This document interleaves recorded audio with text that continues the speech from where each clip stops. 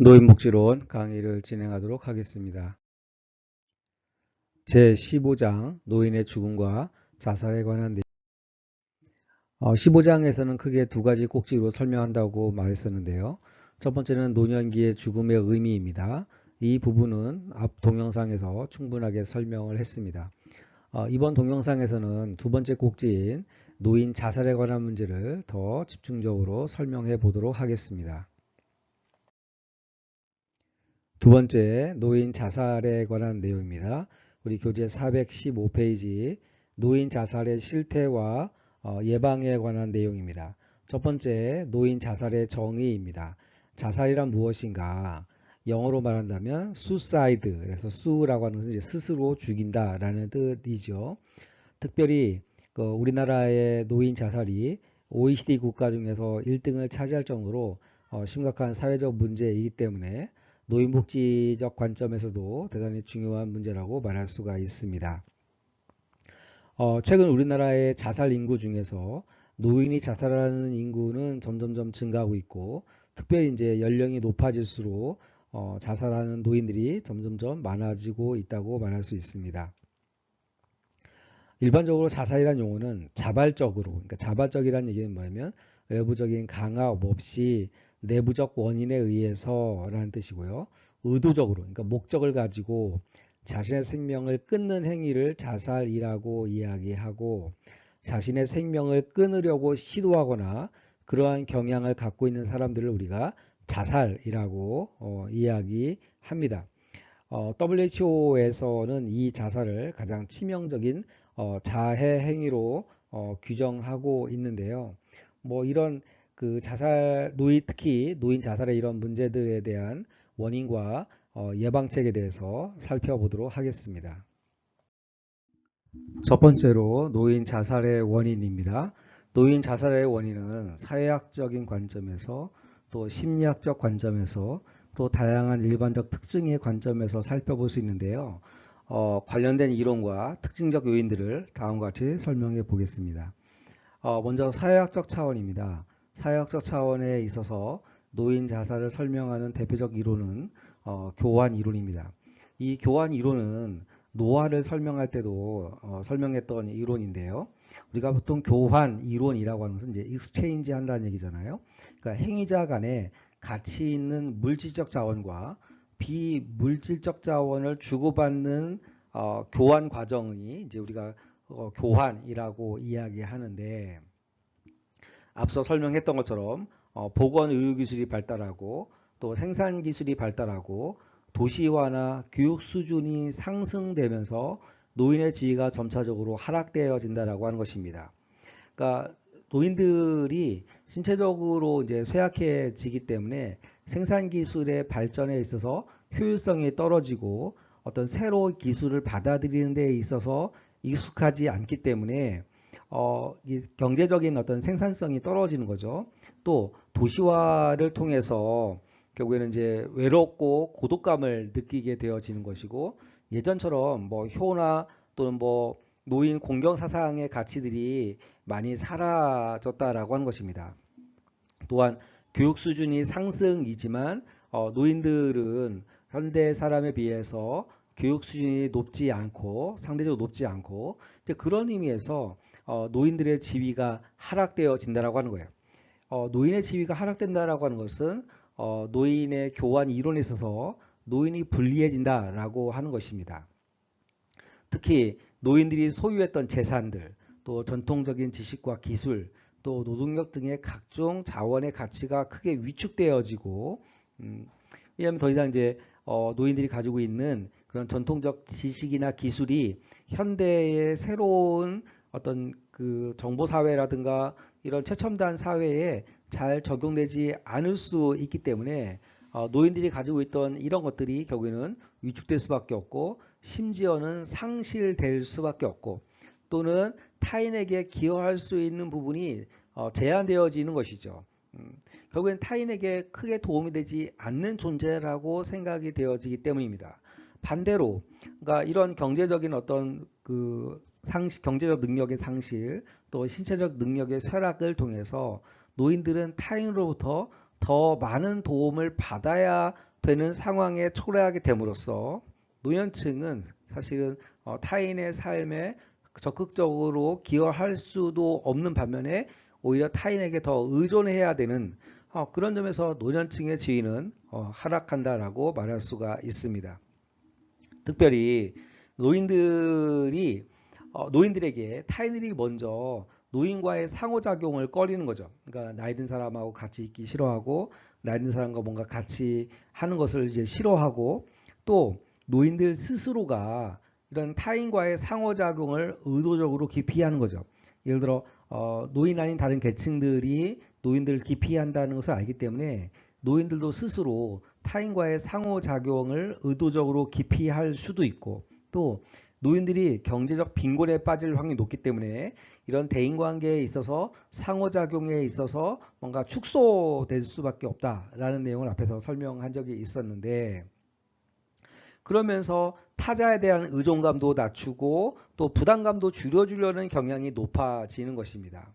결국에는 내가 다른 사람들에게 뭔가 도움을 받는다라고 하는 것들이 그 사람들이 꺼려하는구나 라고 하는 것을 알기 때문에 어떻게든지 간에 내가 타자에 대한 의존감을 줄여야겠다. 또 타자에게 부담감을 주지 말아야겠다라고 하는 그런 경향을 더 가지게 된다라고 하는 거예요. 그러면서 노인과 그렇지 않은 계층 간의 사회적 응집력이 떨어지게 되면서 뭔가 외로움을 더 느낄 수 있게 된다라고 하는 것입니다. 는 사회통합 이론에 관한 내용입니다. 자살론에 대해서 가장 저명한 학자는 듀르갱이라는 사람인데 자살론이라고 하는 아주 유명한 책을 썼습니다.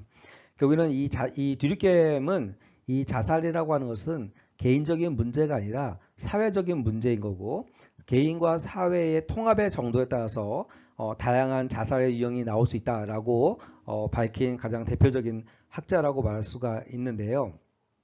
듀르갱에 따르면은 개인주의가 팽배하고 사회의 도덕적 규제가 약화될 때 사회 통합이 약화됨으로써 자살이 증가한다라고 하는 것입니다. 이것이 이제 가장 대표적으로 이기적 자살이라고 이야기하는 건데요. 여러분 예를 들어서 예전 같은 경우는 공동체주의였기 때문에 결국에는 다른 사람들을 보살피고 다른 사람들을 배려하는 경향이 많았으나 지금은 개인의 가치와 개인의 이익을 가장 우선시하기 때문에 노인과 같이 사회적 약자에 대한 배려가 약화됐다라고 하는 거예요.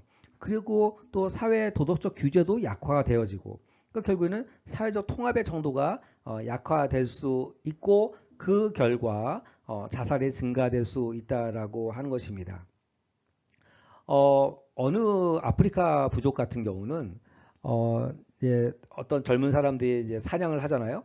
사냥을 하면은 나이든 노인들은 사냥에 참여할 수 없지만 그럼에도 불구하고 젊은 사람들이 사냥해 온 것들을 노인들과 똑같이 나눈다라고 하는 거예요.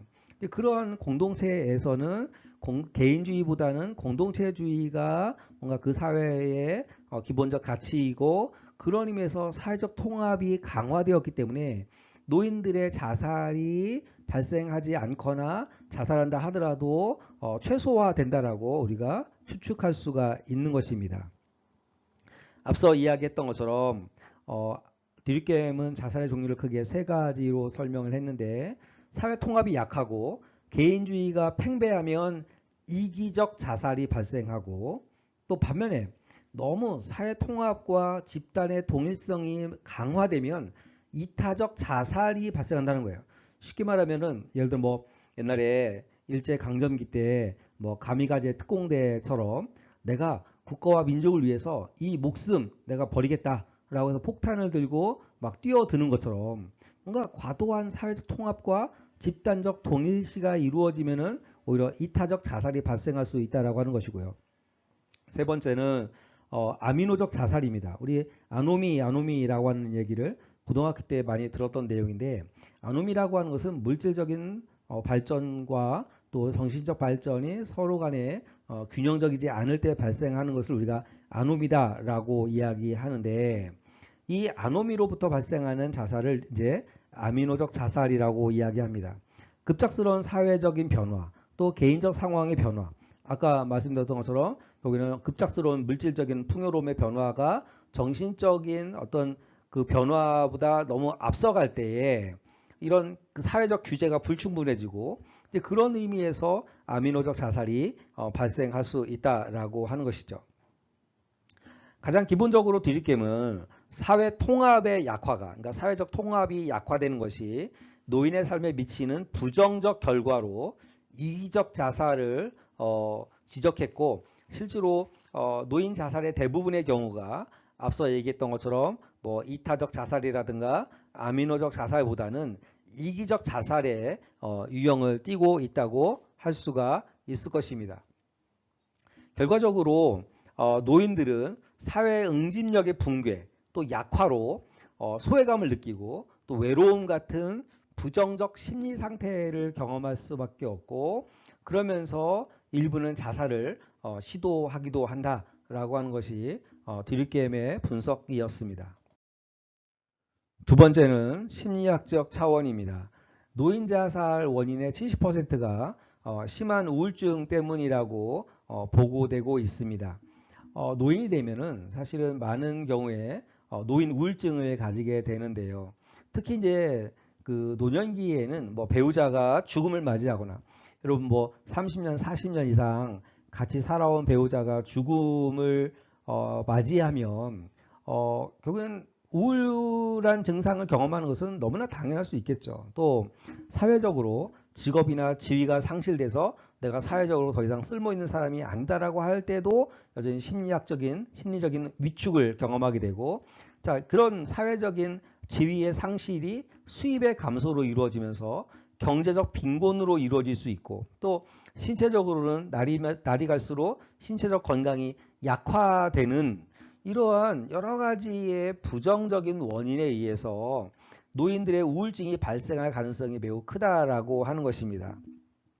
그럼에도 불구하고 우울증 진단을 받았다 하더라도 경제적인 이유, 왜냐하면 노인들이 더 이상 경제 활동을 하지 않기 때문에 꾸준한 그런 이제 우울증 치료를 받지 못한다라고 하는 거예요. 또 우울증 같은 것들이 정신장애다라고 하는 아직까지 그런 부정적 인식 때문에 적절하게 치료받지 못하고 결국에는 이제 자살로 이어지는 경우가 많이 있다라고 하는 것입니다. 뭐 무기력감, 그 뒤에 밑에 보면 무기력감이 있죠. 무기력감. 나는 아무것도 할 수가 없다. 뭐 또는 절망감. 내가 지금 어떤 누구도 나의 불행과 고통을 변화시켜 줄 수도 없고 아무것도 하지 못할 것이다 라고 하는 그런 심리적 상태가 절망감인데, 대표적으로 이런 무기력감과 절망감이라고 하는 것이 노인 자살의 심리학적 차원의 원인이라고 말할 수가 있습니다. 세 번째는 기타 요인에 관한 내용입니다. 뭐 이 두 가지 요인 말고도 세 번째 기타 요인이 더 다양할 수 있는데요. 노인의 자살의 요인은 단일한 요인, 그러니까 한 가지 요인에 의해서 발생하는 현상이라기보다는 복합적인 요인에 의해서 발생한다라고 말할 수가 있습니다.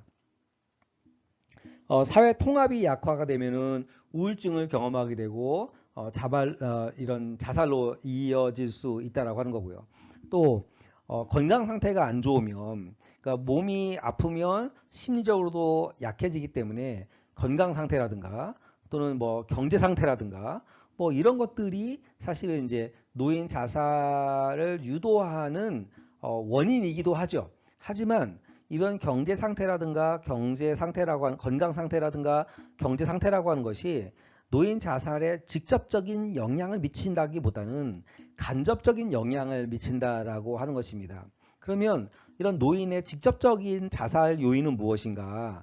앞서 이야기했던 것처럼 이제 우울증이라고 하는 거예요. 그래서 가장 큰 위험 요인일 뿐만 아니라 직접적 요인이고, 앞서 언급했던 것처럼 노인 자살의 약 70%가 이런 심한 우울증으로 인한 자살이라고 할 수가 있을 것입니다. 자, 그 다음에는 일반 자살과 노인 자살의 요인과 증상에 관한 내용을 몇 가지 차원에서 설명해 보도록 하겠습니다. 먼저 사회학적 요인에 관한 내용입니다. 사회학적 요인에 관한 내용은 앞서 뒤늦게 설명했던 내용들이 다시 반복되어질 것인데요. 일반 자살과 노인 자살을 구분해서 설명해 보도록 하겠습니다. 첫 번째는 이기적 자살이다라고 하는 건데 사회 집단에 강력하게 통합되지 않는 사람들, 여기서 이제 노인들을 말하겠죠. 그러니까 사람들이 이기적인 삶의 태도를 가지게 됨에 따라서 공동체적인 배려와 보살핌이 실종되어지고 효나 경로 사상이 없어짐에 따라서 노인들은 이제 사회적 연대감을 이제 잃게 되어지는 것입니다. 결국에는 사회적 유대가 끊어져서 사회적 격리가 발생하고 또 사회적 지지가 상실됨에 따라서 고립감과 소외감에 빠지게 되어지는 것이죠. 가장 노인 자살의 대표적인 유형이라고 말할 수 있고, 고독사 이런 얘기를 많이 들어보잖아요. 그러니까 아무도 노인이 죽어서 며칠이 지났음에 불구하고 노인의 죽음을 알지 못할 정도로 너무나 철저하게 이기적인 어떤 삶을 살아가는 데 있어서 발생하는 자살이 이기적인 자살이라고 말할 수가 있습니다. 이타적 자살이라고 하는 것은 이기적 자살과 정반대로 사회 집단과 지나치게 융합되어 자살하는 경우이죠. 아까 가미가제 특공대라든가 폭탄을 들고 종교적인 신념을 가지고 폭탄 테러를 하는 경우들, 이런 것들을 이제 우리가 이타적 자살이라고 이야기하는데, 일종의 이제 의무감으로 자신을 희생시키는 경우를 말하는 거죠. 재밌는 거는 사회 집단에 대한 그 통합의 정도가 너무 없어도 자살의 빈도가 높아지고, 너무 그 통합의 정도가 강해도 자살의 정도가 높아진다라고 하는 것입니다. 세 번째는 안우미적 자살입니다. 안우미에 관한 내용들 앞에서 설명을 했었는데, 사회에 적응 혹은 융화되는 것이 차단되거나 와해는 이제 흩어진다, 약해진다 이런 뜻입니다. 행동의 일상적 기준을 상실한 경우, 또는 개인적 요구와 사회 집단의 양심이 일치되지 않는 경우에 나타나는 게 일종의 이제 안우미적 자살이라고 말할 수가 있어요. 좀 더 구체적으로 이런 사회학적 요인에 있어서 노인의 자살을 살펴보면은 노인이 이제 퇴직을 한다거나 사회적 위치를 상실하는 거죠. 또 배우자의 죽음을 경험한다거나, 또 퇴직과 배우자의 죽음을 통해서 소외감이나 외로움을 느끼겠죠.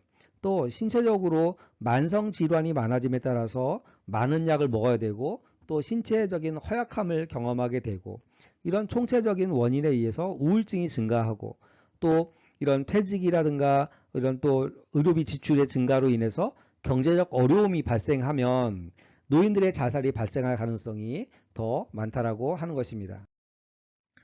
심리학적 요인을 보면은 현대 자살 이론가들은 특정한 정신역동하니까 프로이드나 에릭슨, 융 이런 사람들이 생각날 텐데, 혹은 성격적 구조가 자살과 연결되어 있다는 식으로 주장하지는 않지만, 자살하는 이들의 환상을 관찰함으로써 자살의 정신역동과 결과를 어느 정도 이제 제시할 수 있다라고 하는 거고요. 생리학적인 요인을 보면 유전적 요인이라고 하는 거죠.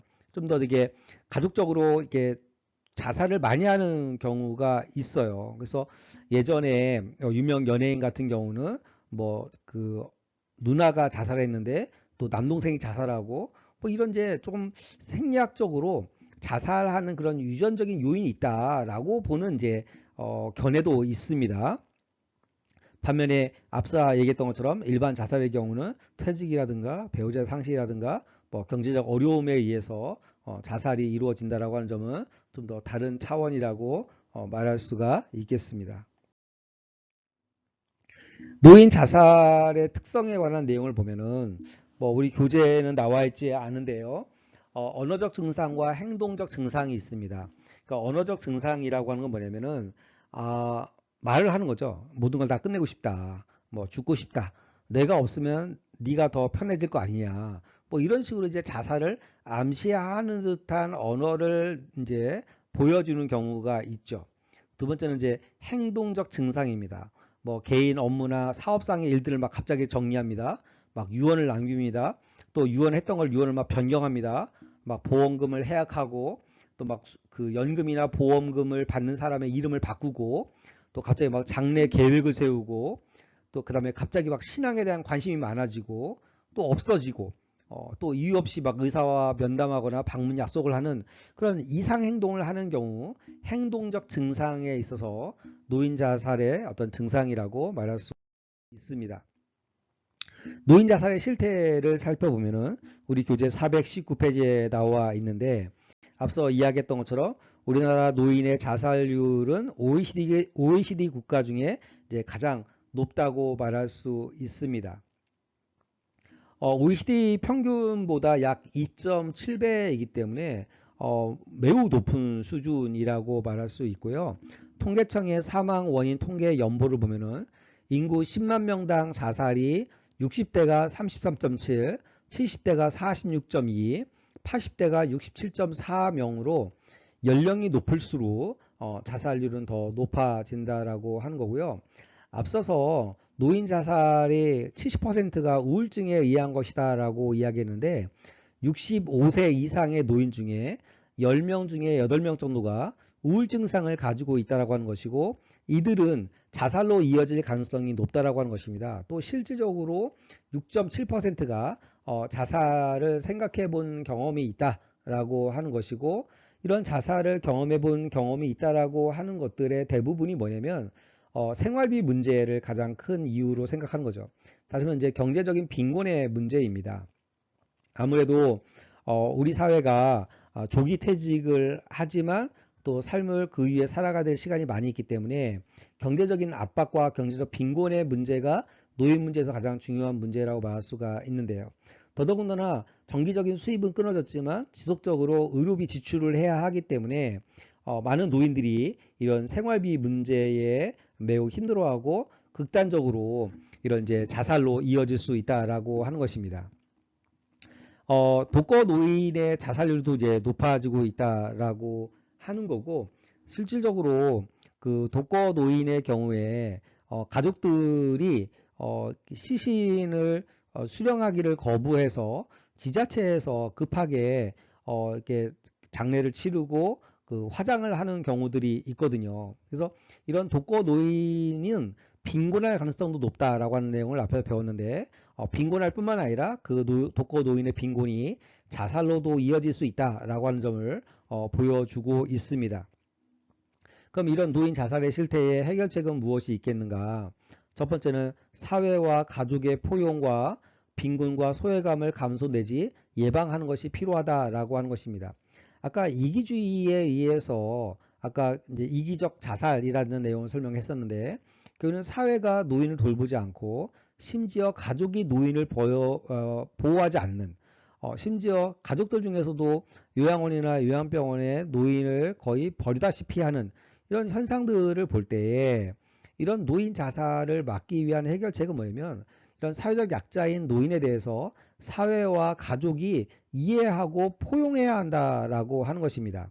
또 노인의 일자리를 창출해서 빈곤 문제도 해결할 뿐만 아니라 사회적 관계를 뭔가 다시 회복해서 이런 소외감을 감소하는 것도 이런 해결책이라고 말할 수가 있겠고요. 아까 이제 노인 빈곤 문제 해결에 관한 내용도 앞에서 설명을 했었습니다. 또 혼자 있으면 되게 이제 우울하고 외롭잖아요. 그런 의미에서 다양한 사회 참여 유도를 할 수 있도록 해서 우울감 등을 감소시키는 그런 것들도 일종의 해결책이라고 말할 수가 있겠습니다. 자, 좀 더 구체적으로 노인 자살의 예방책에 관한 내용, 우리 교재 420페이지에 관한 내용을 살펴보도록 하겠습니다. 첫 번째는 경제적 자원의 보상입니다. 지금 이런 노인들의 경제적 소득이 상실되었을 때 이것들은 이제 자살로 이어질 수 있다라고 이야기했었는데 그렇다면 이런 노인들의 빈곤 문제, 극단적 빈곤 문제를 해결할 수 있는 어떤 방법이 필요하다라고 하는 것이죠. 이제 그것이 이제 기초소득 보장 프로그램의 하나인 경로연금이나 노인연금에 관한 내용이죠.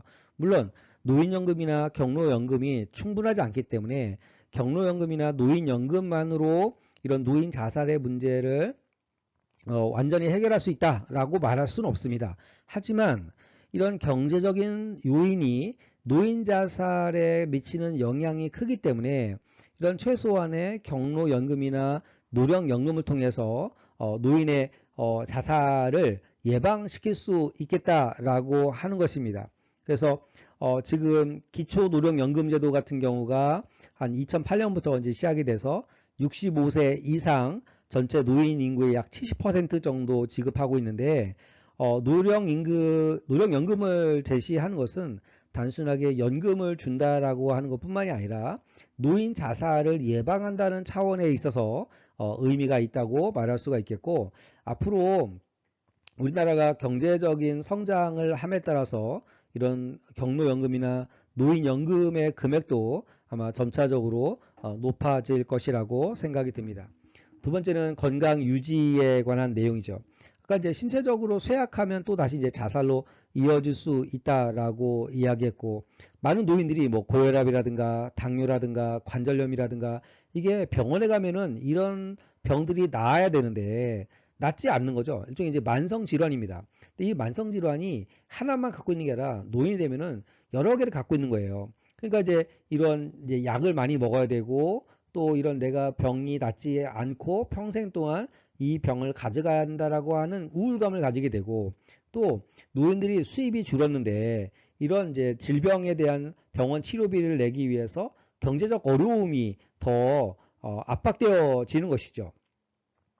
그래서 사실은 이런 문제를 해결하기 위해서는 노인들에게 최소한의 건강과 의료 보장을 제공해야 한다.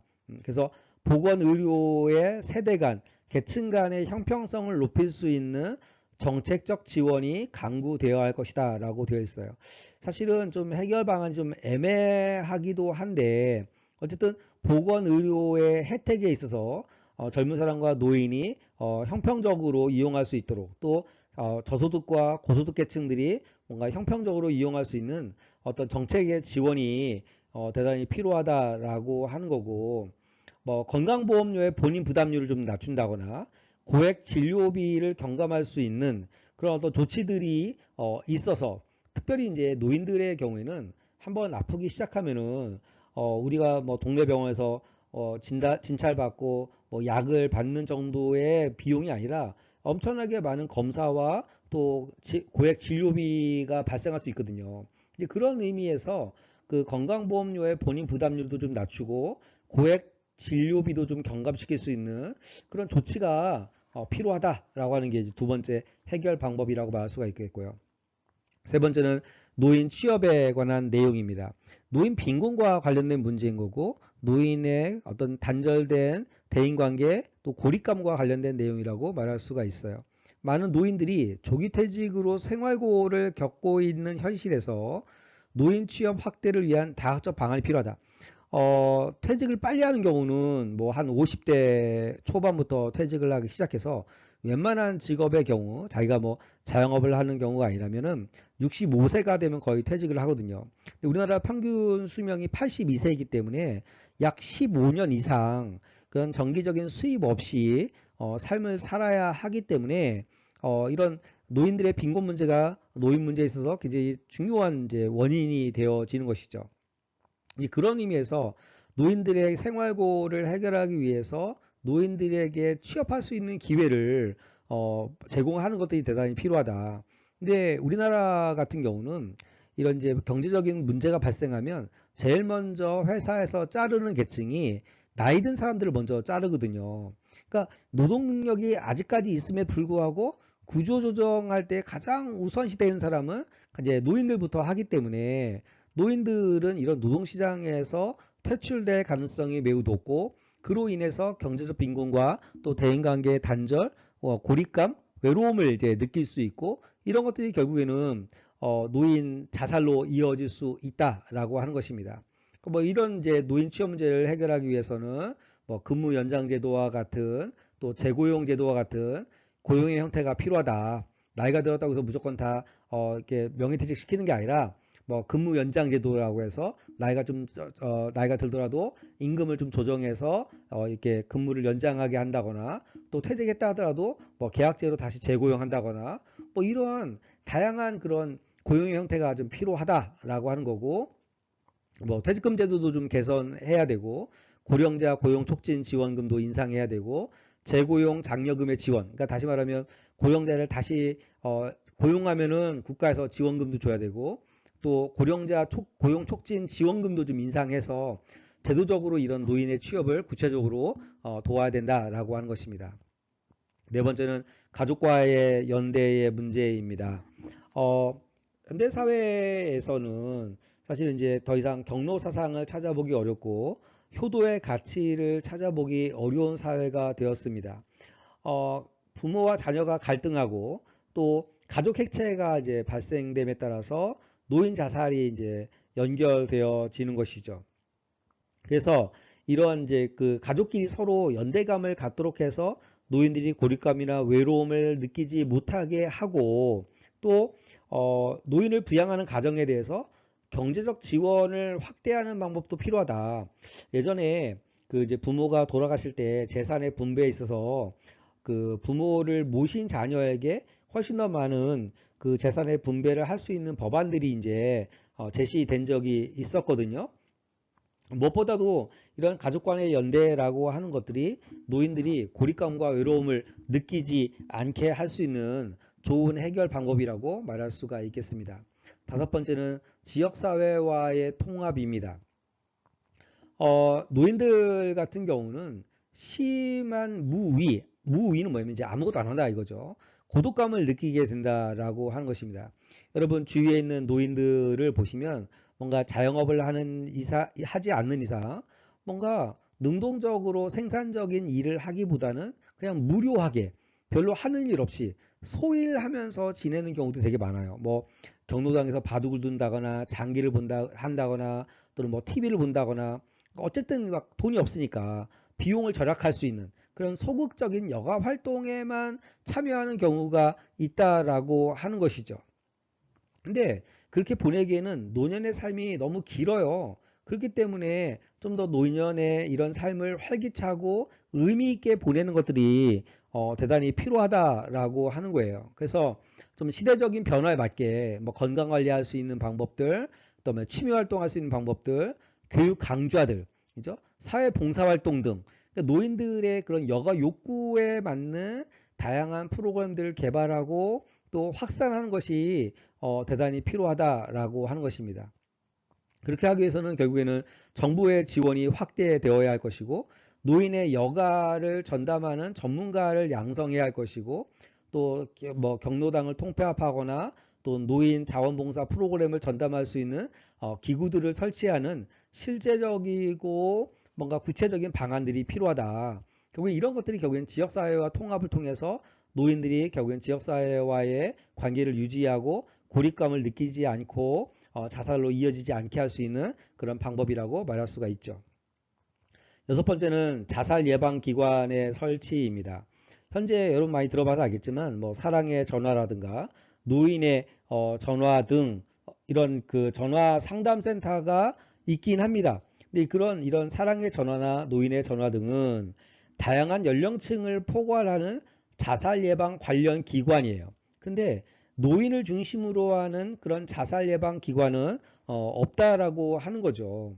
그래서 실제로 젊은이들 또 10대들의 자살에 관해서 사회적으로 많이 관심을 갖지만 그 반대적으로 노인의 자살에 대해서는 사회가 그렇게 젊은이들 그러니까 청소년이나 또는 이제 젊은 사람들의 자살에 비해서 많은 관심을 갖고 있지 않다라고 하는 거고 노인 자살에 대한 예방 조치가 거의 이루어지지 않는다라고 하는 거죠. 근데 역설적으로 자살의 위험성이 높은 것은 오히려 노인 계층이라고 하는 것입니다. 그런 의미에서 뭔가 노인들의 자살을 예방할 수 있는 효과적이고 혁신적 프로그램들은 이제 거의 없다라고 볼 수 있는 것이죠. 그런 의미에서 사회복지사와 또 정책을 만드는 사람들이 효과적으로 노인 자살을 예방할 수 있는 프로그램들을 만들어내는 것들이 필요하다라고 말할 수가 있겠습니다. 우리가 마지막 15장에서는 노인들의 죽음에 대한 의미와 또 두 번째에서는 노인의 자살에 관한 내용을 살펴보았습니다. 오늘 강의는 여기까지 하겠습니다.